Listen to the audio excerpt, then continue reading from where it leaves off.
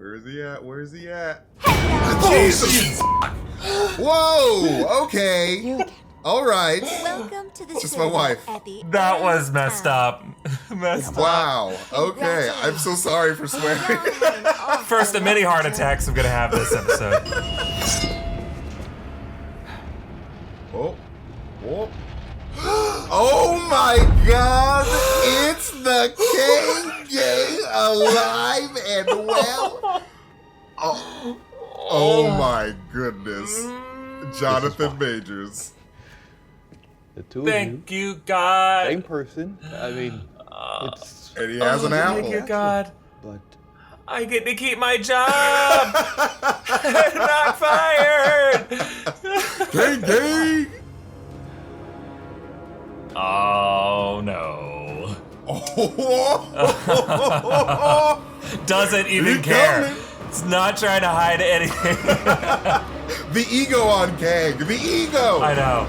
Oh my And that's- God. All right. Comics accurate suit and everything. Let's get it. Let's get it. Okay. Oh, Kang this gang. show. So perfect. Oh, chef's kiss indeed. Chef's kiss indeed. Chef's kiss. Welcome back to New Rockstars. Loki episode 6, the season finale, gave us here at New Rockstars an unfamiliar sensation: vindication. Vindication. Despite the naysayers who said that Marvel would never introduce a big bad in a Disney Plus show, despite those who said we must not be understanding the deeper themes of the show if we thought it would be redundant for the man behind the curtain to be another Tom Hiddleston Loki, despite Jonathan Majors saying he had no idea what we were talking about, despite haters who said that our clue hunting was Mephisto Gate all over again, folks, I am happy to report that the creator of the TVA is He Who Remains, played by Jonathan Majors, the actor confirmed to be Kang the Conqueror. Gang. Kang gang! Let's get it. Kang the Conqueror. I'm so excited. Dude, I'm so freaking hyped, bro. I'm so hyped. This is so exciting. Though we have to acknowledge this is just one of many Kangs. Because this talky finale really just gave us more questions. So no time to run victory laps, MT. Wait a damn minute!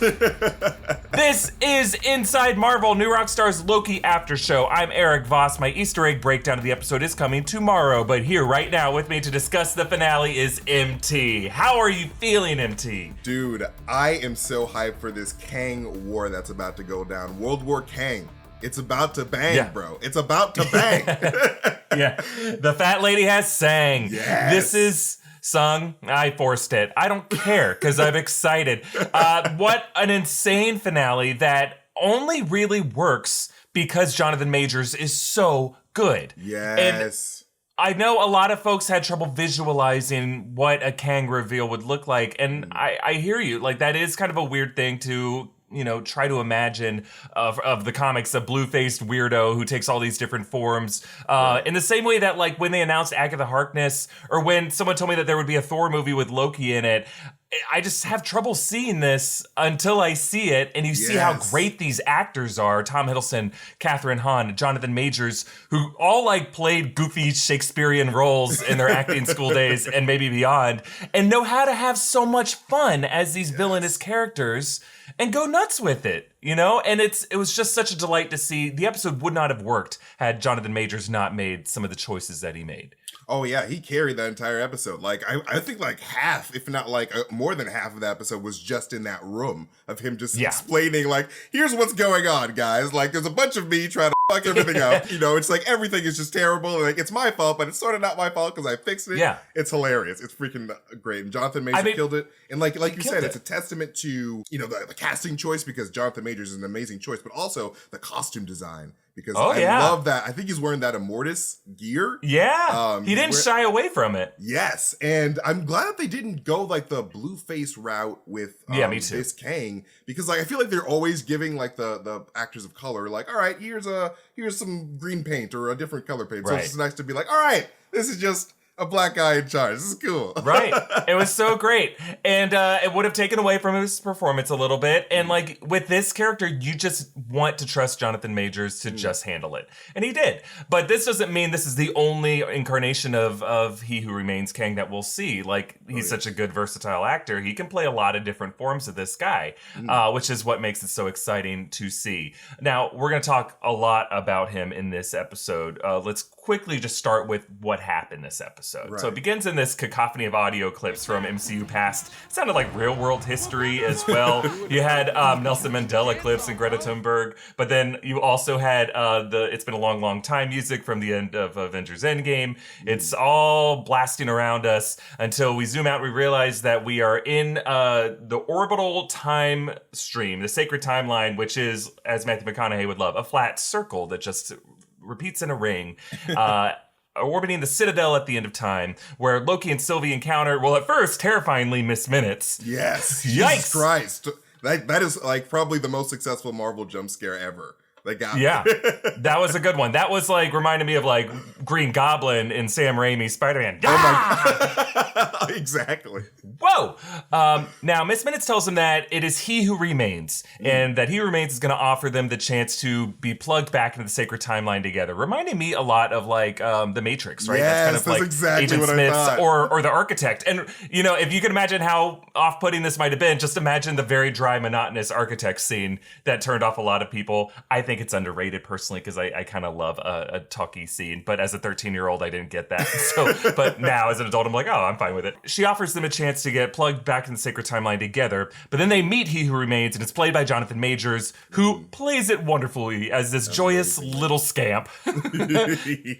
He reveals that he has their whole dialogue pre-scripted. He explains that he came from the 31st century, where he discovered alternate realities, and along with all of his many variants, they collaborated on the tech that the TVA now uses, the time doors, temp pads, printing sticks, reset charges, but this led to a multiversal war. So Miss Minutes' animation video was actually telling the truth about that. It just wasn't the Timekeepers who patched together, it was He Who Remains. And so this variant created the TVA and the Timekeepers to prune the warring timelines down to one peaceful sacred timeline in order to prevent his even worse variants from taking over. Meanwhile, Mobius returns to the TVA and reveals to Renslayer that they know that she actually came from a high school in Ohio in the year 2018. But then Renslayer mysteriously disappears. To where? We'll talk about that later. But He Who Remains offers Loki and Sylvie to take over the TVA and run it for themselves, Willy Wonka style. But he admits at one point that he's actually reached the end of his script. He doesn't know what's coming next because he says the threshold has begun. The timeline has already begun to branch. And Loki believes everything he's saying at the end of the day. Sylvie doesn't. Loki says, let's just think about it for a second. She's not ready to do that, so they fight it out, and she kisses him. But it's really just to say, shut up and get out of this, and pushes him through a time door, stabs He Who Remains, but he says, see you soon. And who knows what's coming next? Well, there's panic back at the TVA where Loki finds Mobius, who has no idea who he is. And that the Timekeeper statues have all been replaced by a statue of He Who Remains. And a mid-credits singer confirms the second season, which I thought we already knew, but I guess a lot of people are like, oh my God, confirmed. That's what I thought too. I was like, wait a minute, isn't this news? Like, shouldn't we get something like, I don't know, a different scene? But it was totally fine. Yeah. I dug it. I'm still happy to see it. So we're going to talk about what just happened, who this version of Kang is, what future versions of Kang are coming, is this exactly Kang, and what Sylvie just did to the multiverse as we look at the titles like Multiverse of Madness. That's what she did. She totally messed it up. She totally opened up the can of timelines. She pulled the Star-Lord, that's for sure. Yep, absolutely. But first, these are the last few days that you're going to be able to grab some of our Loki-inspired merch over at newrockstarsmerch.com. As of this weekend, a lot of it will be getting pruned from our timeline and not coming back. Some sizes and styles are already sold out. So be sure to grab the new Loki Gator polo or the brand new Loki Gator sticker. We also have our Loki Out of Time shirt that I love. This is my favorite of the ones we've gotten so far. Yes. We're also super excited. A variant of Kang is coming for it, so you guys better get it quick. Oh, he's coming. Nothing can stop that guy. Yep. And then we're also super excited to announce a Mobius on a jet ski shirt that we'll be releasing soon. We never got to see it on the show. yet, but our favorite timekeeper gets to live his best life out on this cool new shirt. Yes. But also buying this shirt at newrockstarsmerch.com not only supports New Rockstars, but unlocks the ability to write in an additional custom shout out that will appear at the bottom of the screen. First, we got Kristen Morales, who says Gator Loki needs a spin-off. Agreed. I think Major agreed. Yeah, him and Richard E. Grant classic Loki just needs to be a Turner and Hooch show. And we'd all watch it. It would be amazing. Major cosign there. Let's see. Lindsay and Steven said, is Kang going to be a Thanos level big bad, love what you guys do? Yeah, it seems like that is the case, but in a very different way than Thanos was, which is exciting. Yes, we're going to get all those Kang variants just popping in. Like, I wonder how much we're going to get. I wonder how much that's going to factor into Ant-Man 3, but we'll see. Yeah. We'll see. And then Hannah Kulka says, I love you, manscaping pancakes. Happy 4th anniversary. I don't know what that means. I think it's really funny, and I just want to say manscaping pancakes out loud. So again, get the latest Obsession shirt today before it is gone at newrockstarsmerch.com. And the Black Widow-inspired latest Obsession shirt is only going to be around for a short time as well, along with that Red Ledger journal, newrockstarsmerch.com. All right, MT, what's our big question coming out of this finale? Well, first question of the day, and the most major question I feel is, wait a damn minute. What just happened? Which version of Kang did Sylvie kill? And what impact does this have on the MCU multiverse? Yes. Okay, so first thing first, to be clear, the name Kang was never actually spoken this episode. I feel like they have purposely avoided it for some reason. Like, just say it. Just say it. Say the name. Say the name, Bart. Kang. Yay! But He Who Remains is a name given to that elderly final TVA agent who built the Timekeepers in the comics. But here the show is suggesting it's just another moniker of the character named Kang the Conqueror, and that this person just goes by many names. Now, Jonathan Majors was confirmed to play Kang in Ant-Man the Wasp Quantumania, which is coming February 17th, 2023. The guy is dressed just like Kang / Immortus. He said he was born in the 31st century, just like Nathaniel Richards, Kang is in the comics. He calls himself a conqueror. So that plus all the other clues we've pointed out over the past 2 months. Quick refresher on Kang, in case you're just joining us. He's one of the longtime Avengers villains from the comics, and he goes by the names Kang or Immortus, Pharaoh Ramatut, Nathaniel Richards, several others. He was born in the 31st century as Nathaniel Richards, a descendant of Reed Richards, Mr. Fantastic of the Fantastic Four, and he's just known as the master of time travel of Marvel. He collects trophies in his kingdom called Chronopolis. He respawns again and again as these infinite variants, and it's known as the Council of Kangs or the Kang Dynasty. And he has his alternate younger self who learns of his future as Kang and instead becomes Iron Lad, founder of the Young Avengers. Now, the version of the character that we meet in this episode might be the most benevolent Kang, like the goodest good guy version of Kang we might meet. Because despite his giddy apathy, he did create the TVA to maintain order and prevent all these worse Kangs from warring with each other. So by killing him, Sylvie unleashed those worse Kangs. Presumably all of which will be played by Jonathan Majors in several different MCU titles, just the first of whom appears as this TVA statue in the final shot. So as fun as it was to see Jonathan Majors play this version of Kang, that Kang is just kind of like, you know, emotionally removed and just kind of gone stir crazy from his isolation. There are plenty of other versions of this character that might be more violent, more aggressive, more cruel, you know? I mean, as we've seen in The Void, like with all those Lokis, with President Loki, like there's different versions of people that are probably way worse than you are. So like we got the best version of Kang in this episode, which is kind of crazy. So in this final shot, what version of the TVA is Loki in? Well, he returned to clearly a different TVA than it was before. One in which Kang doesn't use timekeeper puppets. He just proudly rolls over it himself with his own enshrining statue. And, you know, tragically, Mobius and B-15 don't recognize Loki. Not even like the god of mischief from his infamous past. They have no idea who this person is, which is really weird. And they say there are like over 63 branches forming. Kang apparently wants them to keep growing.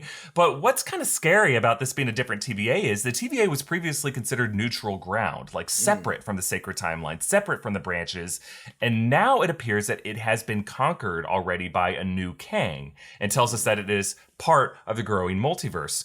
Or this could have been like, you know, using our rules of time travel logic here at New Rockstars, this could be like a Type 1 Back to the Future style pocket approach to time travel, and that like now the timeline that he returns to has been warped in some way. Personally, I think it is an alternate reality TVA that Loki has been transported to. It seems that way because of the statues mainly, because like, you know, it's just a different version of that. And so like, yeah, I feel like that's probably just a completely different TVA that was remade probably, I don't know, with the death of Kang, if that was like triggered it, or like, I don't know. But because the universe is just like branching off, it's like probably just triggered a completely new TVA. And it's very weird because it means that like TVAs are specific to maybe that one was specific to He Who Remains Sacred Timeline, but we could have infinite numbers of TVAs that are specific to all these other new timelines. Even the TVAs themselves are not neutral ground. It's not a home base.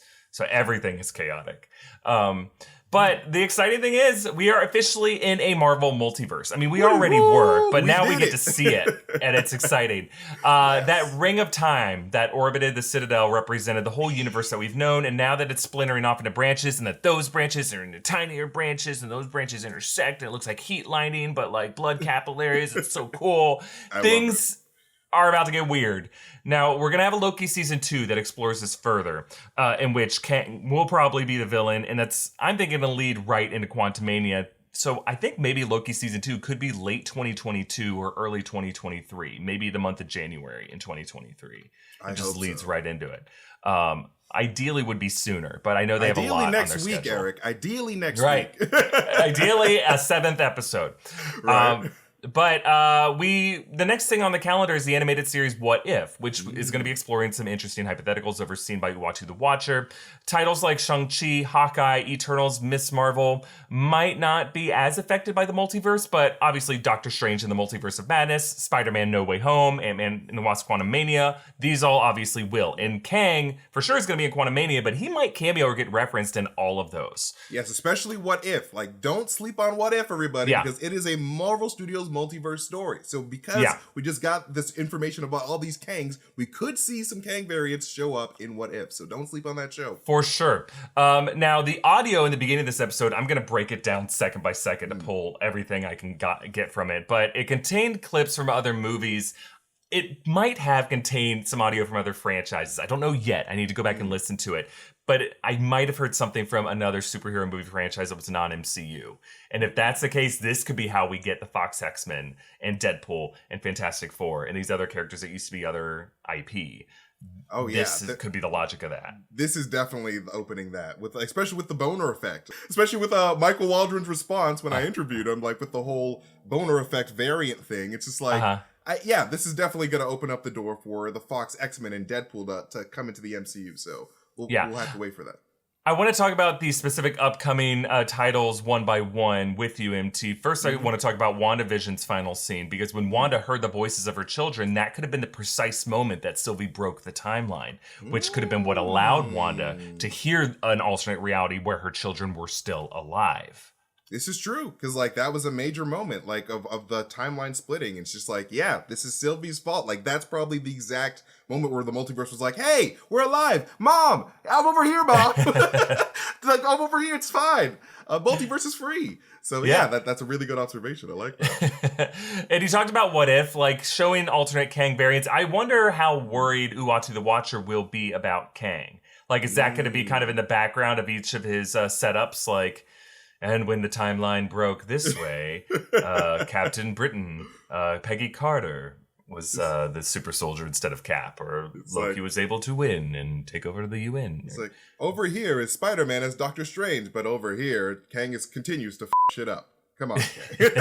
He's just like watching him on the side. Just another browser, the Kang browser. It's like, But like, as you pointed out in your trailer breakdown for What If, MT, that I thought was brilliant, like, these don't have to be anthology stories that are not connected at all. I think these are all going to be within the context of what we just saw on Loki, meaning that like these events in What If are going to set up future plot points in the MCU, specifically in Multiverse of Madness, Doctor Strange in the Multiverse of Madness.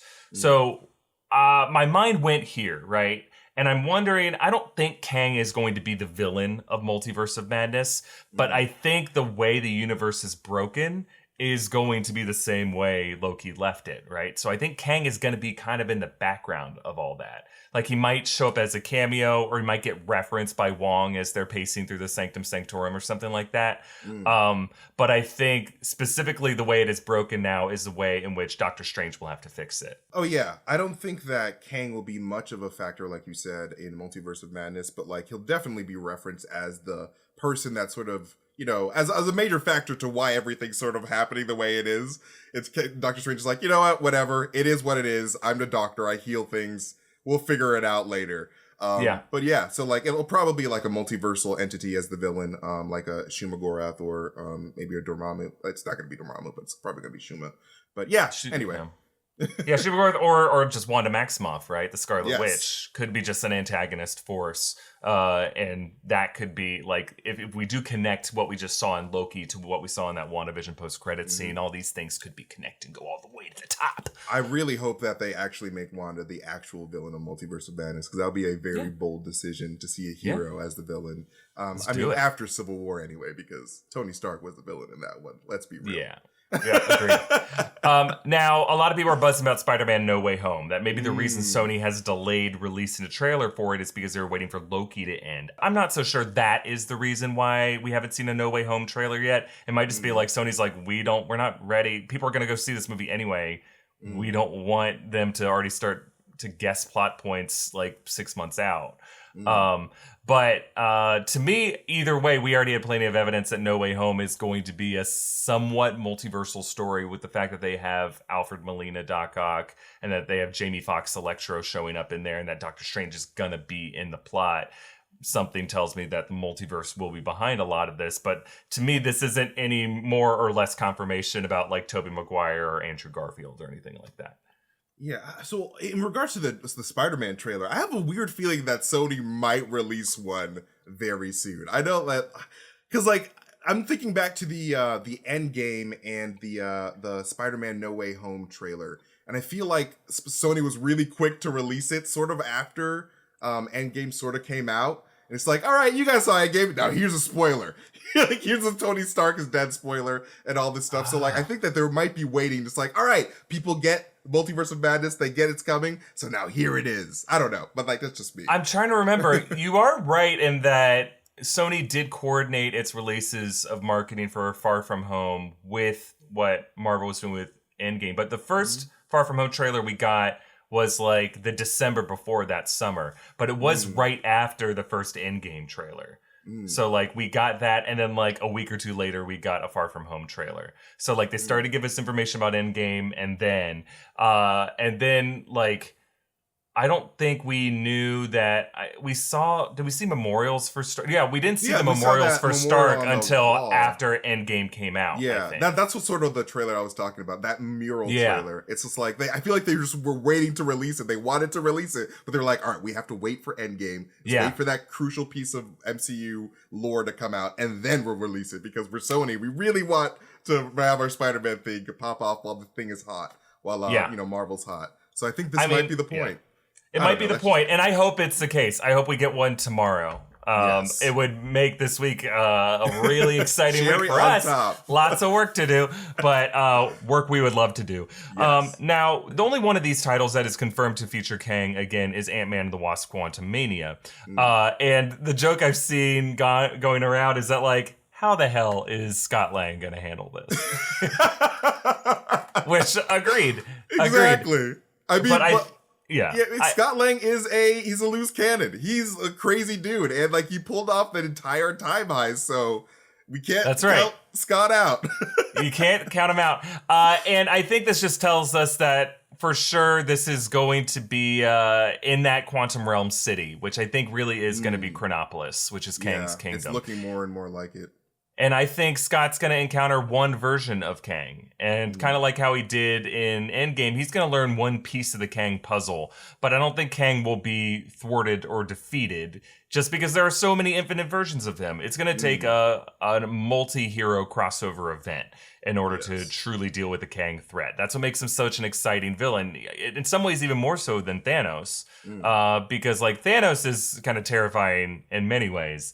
But Kang is like, first off, we don't have to reconceptualize the actor in a bigger, purpler form. You just get to let Jonathan Majors do his thing, which I think was really, again, the wise choice. Though we could see Scott trying to tackle all of these Kangs because like the title is called Quantumania. So like the mania part of it could just be like, we got to catch all these Kangs. It's Kang City. We got to find all these Kangs, and like they're just like hunting different versions of Kang. That'd be a fun little Quantumania thing. But I don't know. I've been trying to figure out what the word Quantumania means. At some point, I theorized that is just the name of the city, that they're not going to call it Chronopolis. It's going to be called Quantumania, and that's just where it's set, you know? But it's also obviously a play on the fact that they just put quantum in front of everything. So I bet like the word quantum is going to be a suffix for like half the script. I really hope that, like, I have this weird, like, wild theory that's probably not going to be true, that, like, after Endgame, Scott's just like, I don't want to be Ant-Man anymore because I saved the universe. I want to be Quantum Man. So, like, it's Quantumania, like, because Quantum Man's in Quantumania. Yeah, Quantum Man. Anyway, that's just my weird That would be great. That has to be a joke in there, for sure. Please. All right, lots more questions to get to. But this summer, get the most out of your travels abroad by learning the language of your destination with Babbel, the #1 selling language learning app. Order from restaurants or chat with the locals like a pro. Babbel makes the whole process of learning a new language addictively fun and easy. And yes, thank you to Babbel for sponsoring this episode. Off-screen producer Zach is trying to pick up some Italian ahead of an upcoming trip so that he can order all the best pasta, and he loves how easy Babbel makes the learning experience. Babbel's 15-minute lessons make it the perfect way to learn a new language on the go. Babbel designs their courses with practical, real-world conversations in mind. Their teaching method has been scientifically proven to be effective. Choose from 14 different languages, including Spanish, French, Italian, and German. Plus, Babbel's speech recognition technology helps you improve your pronunciation and accent. There are so many ways to learn with Babbel, but you can access podcasts, games, video stories, and even live classes. Right now, when you purchase a 3-month Babbel subscription, you'll get an additional 3 months for free. That's 6 months for the price of 3. Just go to Babbel.com and use the promo code MARVEL. That's BABBEL.com. Code MARVEL for an extra 3 months free. We also want to thank Upstart for sponsoring this episode. So if you dread looking at your credit card statement every month, Upstart can help lift that weight off your shoulders. Upstart is a fast and easy way to pay off your debt with a personal loan all online. Whether it's paying off credit cards, consolidating high interest debt, or funding personal expenses, over 500,000 people have used Upstart to get a simple, fixed monthly payment. Unlike other lenders, Upstart looks at more than just your credit score, like your income, your employment history. That means they can offer smarter rates with trusted partners. With a 5-minute online rate check, you can see your rate upfront for loans between $1,000 to $50,000. You can receive funds as fast as 1 business day after accepting your loan. Find out how Upstart can lower your monthly payments today when you go to upstart.com/marvel. That's upstart.com/marvel. Don't forget to use our URL to let them know that we sent you. Loan amounts will be determined based on your credit, income, and certain other information provided in your loan application. Go to upstart.com/marvel. All right, back to the episode. MT, wait a damn minute. What were those other trailer shots that we never saw in the show, including Loki as King of Asgard, the other shot where he said glorious at the top of Stark Tower? Why did they leave those out? Was there a reason? Yeah, I was waiting for those because like this was the last episode, so I was like, oh man, we're probably gonna get that little dope little flashback sequence, or maybe Loki's gonna be transported to that timeline where maybe he won the Battle of New York. I think that those scenes were probably going to happen during that Miss Minutes little sequence there, because she promises them like, hey, like we can give you whatever you want, and I was like, oh, so it's gonna happen now. It's gonna happen now. It never happened, so I was like, they probably cut it for just to make the whole sequence flow, because they just hopped into that palace, and like it was super atmospheric, and like they probably didn't want to like wreck that atmosphere, because like we were about to get that Kang reveal seconds later. But what do you think happened? Yeah, I think you're right. I think that was part of what Miss Minutes was offering them, like that initial first offer of like you can get plugged back in the timeline, everything you always wanted. And I think that was the throne that Sylvia was referring to, claim your throne, because I kept thinking like, what throne is she talking about exactly? Like Kang's chair. It's a nice chair. It's not a throne though. It's like it's an office chair. You can get one of those at Office Max. I think I saw that at IKEA. It's a pretty cool ergonomically designed, but not a throne. But maybe she's like, you'll get your throne as if like you can finally take a shit, because this whole episode, this whole series The guy is not He's just shit been once. holding it in. They just don't have Even to when run it Miss to the Minutes, TVA. maybe a little bit came out when Miss Minutes popped up. Other than that, no throne for Loki. I mean, like, some came out of me. I'll let you know that right now. You know, I had to change. But it's possible that maybe this was like an offer that when they met, He Who Remains, he made good on it and did actually show them what might have been. But either way, I think that was going to be like the first offer on the table. Just kind of a temptation that Loki and Sylvie declined. They're tempting demons. Yeah. I think it'd be really cool to see Loki break through that. Just be like, I don't want this. I got my girl right here. But like, it's okay. I think that it was probably a wiser decision just to let that scene flow because I like the way it panned out. Wait a damn minute. Where did Renslayer go? And what do you think she learned from those files that Miss Minutes and He Who Remains gave her? Yeah, that whole Renslayer thing, I was like, what? Like, you just like, all right, see you later for season 2. I'm just going to pack up my things and I'll see you later. It's just like, all right, I guess. And like they teased us with the whole teacher thing, which is like super cool. I really hope that something comes out of there. I'm wondering, because like we do see Hunter B-15 in that classroom and being like, hey, check this out. This is what's going on. This is what the TVA's lied to you about. But then we see like a different version of B-15 and Mobius at the end of the series. So like we were talking about earlier, these have to be 2 different variants or 2 different TVAs going on at the same time. Because I don't think they would leave us hanging with that Renslayer like in the classroom bit. Because like those 2, the group of Mobius and B-15, they have to exist. So like they're probably existing on 2 different timelines there. Well, yeah, and I think this is why it's so weird is normally when variants, everyone who works at the TVA is a variant, and whatever timeline they were on was pruned. So this means that they're visiting either the sacred timeline version of Renslayer, or that the Renslayer we're seeing is a variant, but like rather than her other self being pruned, that I guess not all of them be pruned. It's only when yourself steps off of your path and then you get pruned, and there's still some sacred timeline version of yourself that moves forward. That's the version they met in that school office, which it sounded like she might have been the principal of that school, because she said, what are you doing in my school? Which, like, I don't know, some teachers have a pretty big ego to say, this is my school. But they got to have tenure. She's pretty young to have tenure, I would say. What I thought was weird, MT, is she had an Ohio State University diploma on the background there, and I pegged her for a Michigan girl. But no, I'm just kidding. I think the name on it was not Ravonna Renslayer. It was Rebecca Torminant, which was really weird. Maybe it wasn't her office and she really was a crazy person. Like, get out of my school! No, I think she has a different identity and that she was abducted by Kang and kind of given this new futuristic identity in the 31st century or something like that. No, I dubbed the Princess Ravonna Renslayer. She's like, that's not my name, but okay. And her memory was wiped or something like that. Yeah, I think she was told is that she is not Renslayer. That's not her name. Though the way the teacher reacted was like when they said Judge Renslayer, like they wrote it just in a specific way where she goes, the hell are you talking about? Was she saying the hell are you talking about to the fact that he called her Judge or the fact that he called her Renslayer? I think she probably has no idea what those words even are. It's like, who's Judge Renslayer? What the heck's going on here? So I think what we learned is that she realized that I don't think she knew until she read those files exactly who was behind it, but she probably had some awakening moment where she has some kind of need to protect He Who Remains Kang, that he could be related to her or romantically involved with her. Although if she was aware of this romantic involvement, then she would not want to protect him, or she would not be as confused as she's been. And if it were an unconsenting romantic relationship, I don't think she would still be so protective of him afterwards. So I don't think it's necessarily that nature, but I think it is possible that he is a descendant of hers.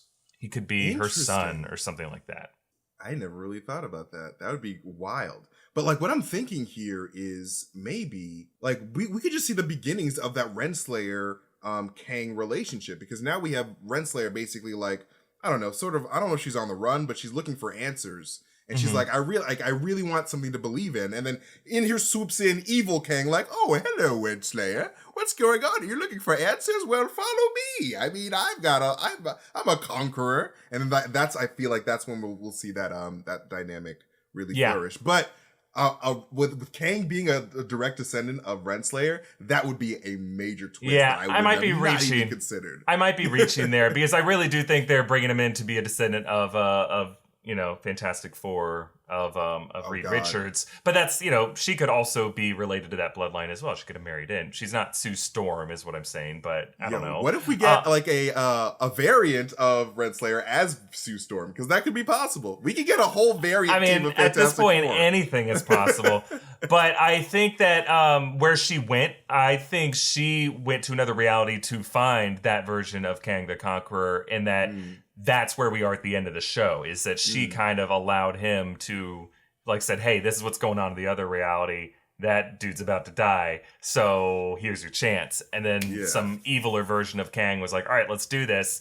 Tinker, and then took over the TVA and then put her in charge of it again. Bro, I kind of wish we got something like that as the post-credit scene. Because we did get left hanging with the whole Renslayer thing. For sure. So that would have been perfect. It was like, oh, hey, Kang, nice to meet you type of deal. Well, here's a question, probably to me one of the most fascinating questions. Wait a damn minute. Why was there a fourth broken timekeeper statue in the cinema? Yes! Bro, that's exactly what I saw, and I was like, oh shit, are we going that, the fourth mysterious timekeeper? Because in the comics, there is a timekeeper that was, thrown away, that was, sort of exiled. So I was like, oh shit, is this who it is? And then we got Kang. I was like, oh no, this is way better. Forget that thing. But yeah, that is very interesting why there was a fourth one. So this makes me think that maybe in a previous cycle of the TVA, there were 4 timekeepers, and then in this cycle, there's only 3, just to make things easier. I don't know, but that was really. What do you think is the secret behind that? I think you're onto something with this idea of being a fourth timekeeper, one who got away. The fact that it's broken makes me believe that there was one either that Kang could not control, or that it is possible that this existed before Kang and that he took it over. I also had that theory that Kang could have been a timekeeper himself, and that was his origin story. I think he is telling the truth about being born in the 31st century and having that whole experimental phase. But I think that fourth timekeeper could have been Renslayer or something like that. He originally modeled the fourth timekeeper on her. And then that one rebelled, and that's the one he fell in love with. And then out of heartbreak, he shattered it because he was rebuffed. Oh, I do like that. That's a really fun theory. I don't want to have to look at tearing down your posters of a movie star who tweeted you back something mean. Bye. Thank you. Damn you, JGL. I don't know why I chose JGL. It's the first one that pops to The Rock didn't like my tweets. It's damn you, Rock statue, Rock. No. Yeah, I mean, even a Rock statue, you wouldn't be able to pull down the Rock. Yeah, it's just that cut, you know. It's that cut. Well, we have one more sponsor we want to thank, Magic Spoon. Thank you to Magic Spoons for sponsoring this episode. Lots of us are trying to eat better. Healthy breakfast doesn't have to be boring, though. Magic Spoon has the amazing flavors you love, but without all the bad stuff in it. Magic Spoon has 0 grams of sugar, 13 to 14 grams of protein, and only 4 net grams of carbs in each serving. There's only 140 calories a serving. It's keto-friendly, gluten-free, grain-free, soy-free, low-carb, and GMO-free. Order yourself a variety pack that comes with 4 flavors: cocoa, fruity, frosted, and peanut butter. Get wild and mix up some cocoa and peanut butter flavors in the same bowl. It tastes like a peanut butter cup. Go to magicspoon.com/Marvel to grab a variety pack and try it today. And be sure to use our promo code MARVEL at checkout to save $5 off your order. Magic Spoon is so confident in their product, it's backed with a 100% happiness guarantee. So if you don't like it for any reason, they'll refund your money, no questions asked. Remember, get your next delicious bowl of guilt-free cereal at magicspoon.com/Marvel and use the code MARVEL to save $5 off. Thank you to Magic Spoon for sponsoring this episode. All right, MT, wait a damn minute. Why do you think Kang seemed to target Loki's in particular? That is a really, really great question, because that doesn't really get answered in this series. Not really. I think the answer probably has to do with the fact that Lokis are these chaotic elements within the cosmos of the Marvel multiverse. Yeah. And so they're just troublemakers. So if you're trying to tell a specific story, you want to get the troublemakers out of the way. So it's just all right, I want to be in charge. So you guys are all just going to go into this different separate reality or timeline or whatever the void is, and you guys are just going to be managed while I manage the timeline. So I feel like it It's probably has to do with that whole chaos and order type deal, but like, what do you think is the reason for that? I mean, it does seem like there's some Willy Wonka logic here, right? He did kind of run a big search for a possible successor, right? That's and right, I think he found finally 2 Lokis who work together who are so able to transcend the confines of what he wants for the sacred timeline that tells him that they, like him, are Nexus beings. So I think he saw throughout all of his searching, he kind of just said, this is the way it's meant to be. It's like, I've lived a million lifetimes, just trust me on this. And so I wrote it this way just because it's the way I wanted to write it. But I think he did write it that way because like he sees like kind of a mono timeline view of all of reality. And his ability to change things does make him, I think, a Nexus being. They didn't call him that this episode, but I think he sees Loki's as having as much potential as he did to have control over it. So I think that's why. I think Loki's have an innate ability when they link together in the right way to be Nexus beings. And that maybe he did consider someone like Wanda Maximoff, but with Loki, there's something about like there's something about Loki's pride, you know? If you can appeal to a Loki's pride or their narcissism, you might be able to win them over. In that way, Loki is similar to Kang, whereas Wanda is just on her own path. Like, she's more empathetic, I would say, to her children. And what made Loki diverge from Kang's plans is in that moment he turns to Sylvie and says, I just want you to be okay. Which, such a well-performed line by Tom Hiddleston. Yes. And it's heartbreaking that it didn't work on Sylvie. Maybe it did on some level. Maybe she was emotionally affected because she was crying after she killed Kang. I think she was left with that. But it wasn't enough to stop her from killing him. And I think that was a huge moment of growth for Loki. It's like she said at the very beginning, her first words to him were, it's not about you. And finally, he was able to prove that he understands it's not about him. He just wants someone he loves to be okay. And that's true love. If you can just let go yourself. Seriously, like that was such a great moment. And like you said, like seeing that transition from like Battle of New York Loki to the Loki that's just like, I just want you to be okay. What a freaking character development journey. Like, holy smokes. Yeah. Like that was only a couple of days for Loki, honestly. It's just like, whoa. Yeah, not that long. Weird. People can change. But for us, it's like, you know, this like sort of like this decade journey of like who Loki is as a character. And for him, it's like, oh my God, last week I was like super evil, killed a bunch of humans. And now this week I have a girlfriend. I don't know what's going on there. I do. Yeah. The whole Nexus being idea. Yeah. Lokis are pretty powerful, as we saw on the last episode, episode 5. They're a lot more powerful than they think. So like, yeah, Kang was definitely doing a Willy Wonka type thing. It's like, hey, these two could do it. They could probably take my job because this shit sucks. Well, one final question, MT. Wait a damn minute. What will season 2 look like? Like, where could we see Kang next? And what do you think will be Kang's endgame event in the MCU future that we're going to be working towards? I mean, season 2 might look like, you know, different TVAs with different Kang leaders probably warring against each other. Like, we'll see like different versions of B-15 just fighting each other in this weird multiverse war with like each Kang as like the king of the TVA sort of. That'd be really fun. But in terms of a Kang endgame event, the only thing I can really think of is Secret Wars. I think we could be getting like that, you know, multiverse crossing over type deal, and Kang trying to win the new multiverse war and through these Secret Wars. So like I feel like the most logical thing next is a Secret Wars. But what do you think, Erik? I think you're right. I think that is absolutely a title we're working towards. No questioning that. I think, well, first off, I think season 2 is something that what you described. I think it's going to be like that Rick and Morty episode, I think the season 3 premiere, where it was like the Citadel merges with the Federation. So you just see these two at odds massive organizations that are just like shooting each other in the hallways. It's just going to be nasty and crazy. And I think it's going to be another limited series and just like explores Kang as a character. I think it's going to be showing his history and how he got to where he is. So where do I think we'll see him next? I hope we see Kang before that. I assume that series will happen leading into Ant-Man the Wasp Quantumania, which means late 2022, early 2023. But I hope that we get some reference to Kang in Multiverse of Madness or No Way Home.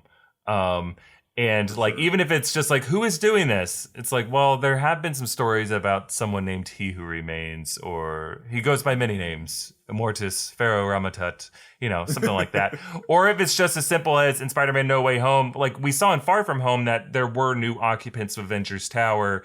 We had been suggesting it could have been the Baxter Building in the Fantastic Four. Maybe in this case, it really is just Kang Enterprises. And we see Q, E, and G at the top of that tower, and that's how that got there.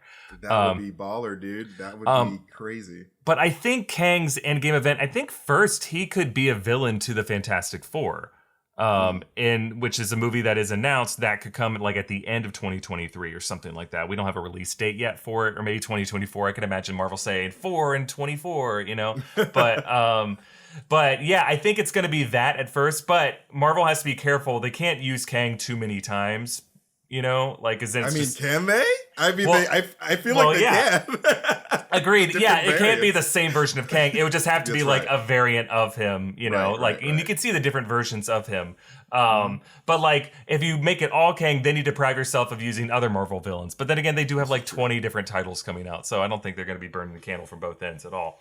But yeah, I think it's going to be a Fantastic Four movie first, and then I think whatever the next Avengers movie is, if it is Secret Wars, great. But if they're doing the 2015 one that was Doctor Doom who did it, I might prefer to see Doom construct Battle World there. But if it is Kang, I won't have too much of a problem with it. But there could be just some other kind of Kang crisis.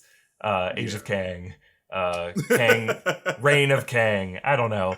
And that's what they handle, because I don't need to see them blasting through time again, because we kind of saw that in Endgame. But if it is like the Fantastic Four, it would be a bit different. Yeah, I think that like we're likely to see a Kang in a No Way Home type scenario, because like it is going to be sort of multiverse related. I don't know to what extent, but like I think we could see Kang becoming like sort of like the Stan Lee cameo type of person within like different multiverses. Like whenever we pop into a new multiverse, it's like, oh, what's this version of Kang up to? It's like, oh, I'm this type of person. And like, I don't know, like we might see like a Kang, like, literally like you said, like as a CEO in another universe, like in Kang Enterprise, like, I'm just Kang. And like maybe that's when he learns that he's, this part of a greater group of a council of Kangs, and like, branches off from there. But we could see a Kang in No Way Home. And here's where I'll leave you. We have to start being on the lookout in every MCU title. Not just What If, but starting with like Hawkeye, Miss Marvel, She-Hulk, Moon Knight. It wouldn't surprise me if we start seeing little background details that suggest that Kang has already started to manipulate the timeline. Whether it's just Q, E, and G on the background, or if we see a shot of the Sphinx in Moon Knight where it has its nose still. Ooh. Like just little things where it's like, wait, that's not history as we know it. And then we'll be able to start piecing the clues together, be like, little parts of the MCU in little ways have already started to be manipulated to set up the Kang dynasty. I hope they say that Kang's responsible for why Rhodey looks like Don Cheadle and not Terrence Howard. That'd be fantastic. Norton to Ruffalo, It's all Kang's doing. He's absolutely every plot hole. Well, that is where we will leave you for this episode of Inside Marvel. Again, my breakdown of the finale episode will be on the channel tomorrow, so keep an eye out for that. But MT and I aren't going anywhere. We're going to be back next Wednesday for a Loki postseason rewind. And then every week, we're going to be here on Wednesdays through August 11th. That's when What If begins, so we'll be doing after shows for that. But between then and now, we'll have like more questions, biggest Marvel questions we'll be answering now, especially since we have so many of them. And then after What If, we'll have Hawkeye and then Miss Marvel. Woo, woo, woo. It never stops. I'm just really excited for Haley Steinfeld because I just love her as a person. Yeah, me too. Don't forget to check out our many great Loki merch options at newrockstarsmerch.com. Follow MT at MasterTainment. Follow me at Erik Voss. Follow New Rockstars. Subscribe to Inside Marvel wherever you get your podcasts. Thank you for watching, and we will close with our favorite moment of the episode. Kang Gang!